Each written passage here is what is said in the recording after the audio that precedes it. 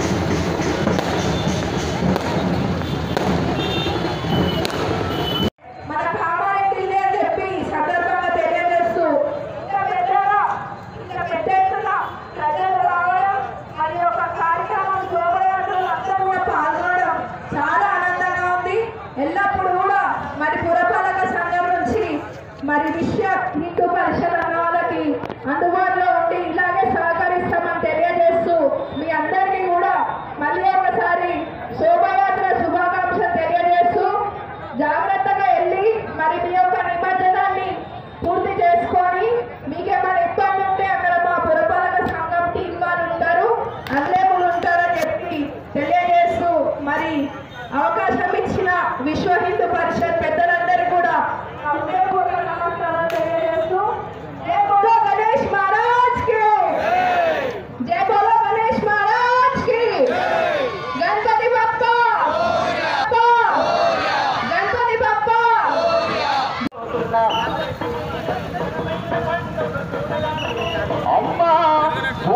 నగరం లోపల తెలంగాణ మందు కామారెడ్డి జిల్లా కేంద్రంలోన విశ్వ హిందూ పరిషత్